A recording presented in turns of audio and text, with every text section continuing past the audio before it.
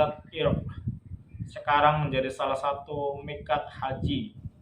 Pada peristiwa ini yang memimpin bangsa Arab bukan lagi berasal dari suku Jurhum, tetapi malah Adnan sendiri.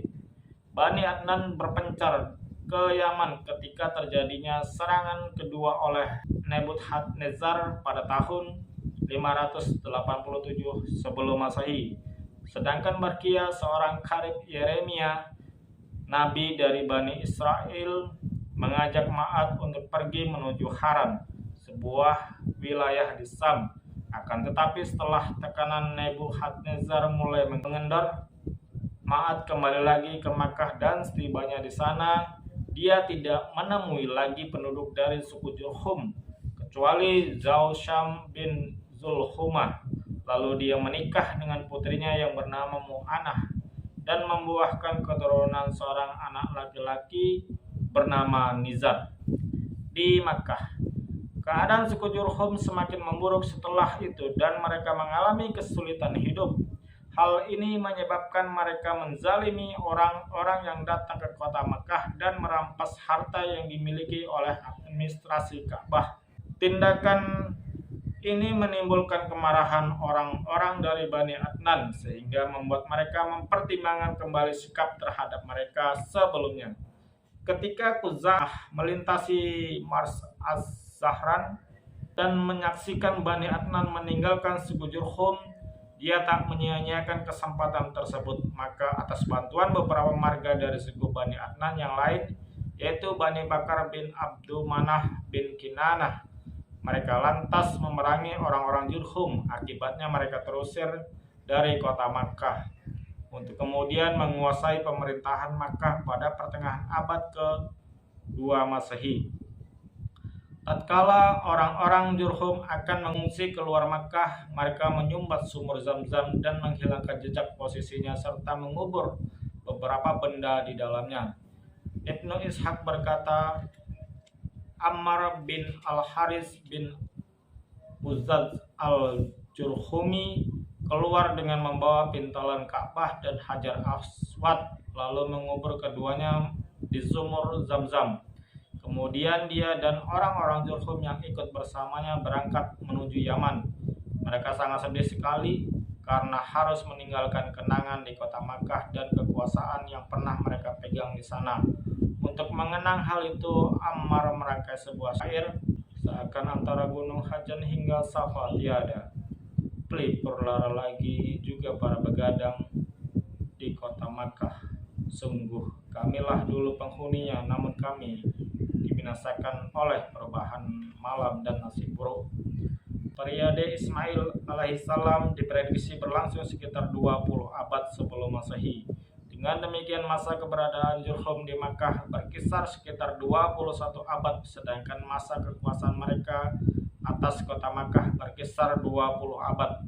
Quza'ah menangani sendiri urusan administrasi Makkah tanpa memberi peran Bani Bakar, kecuali terhadap kabilah-kabilah Mudhar yang diberikan kepada mereka 3 ketentuan. Pertama, berangkat bersama orang-orang yang berhaji dari Arafah ke Musdalifah dan membolehkan mereka berangkat dari Mina pada hari Nafar, kepulangan dari melakukan haji tersebut. Urusan ini ditangani oleh Bani Al-Gauz bin Murrah, salah satu marga Bani Ilyas bin Mudzar.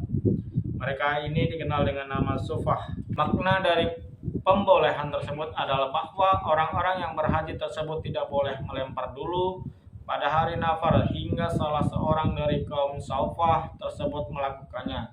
Kemudian bila semua telah selesai melaksanakan proses ritual tersebut dan mereka ingin melakukan nafar bertolak dari Mina, kaum Sufah mengambil posisi di samping kedua sisi Jamrah Aqabah, dan ketika itu tidak seorang pun dibolehkan lewat kecuali setelah mereka. Selanjutnya mereka membiarkan orang-orang lewat. Tatkala kaum Sufah sudah berkurang keturunannya, tradisi ini dilanjutkan oleh Bani Sya'ad bin Zaid Manah dari suku Tamim. Kedua, melakukan ifadah bertolak dari Jam Musdalifah pada pagi hari Nar, hari penyembelihan hewan kurban tanggal 10 Zulhijjah, menuju Mina. urusan ini diserahkan kepada Bani Udwan. Ketiga, merekayasa bulan-bulan haram agar tidak terkena larangan berperang di dalamnya. Urusan ini ditangani oleh Bani Tamim bin Adi dari suku Bani Kinanah.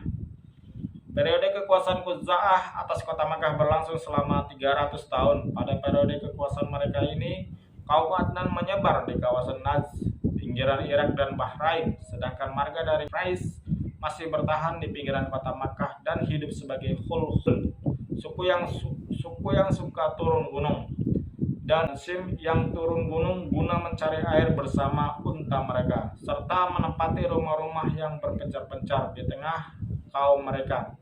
Bani Kinanah meskipun demikian, mereka tidak memiliki wewenang apapun baik dalam pengurusan kota Makkah ataupun Ka'bah hingga kemunculan Qusay bin Kilab. Mengenai identitas Qusay ini diceritakan bahwa ayahnya meninggal dunia saat dia masih dalam omongan ibunya.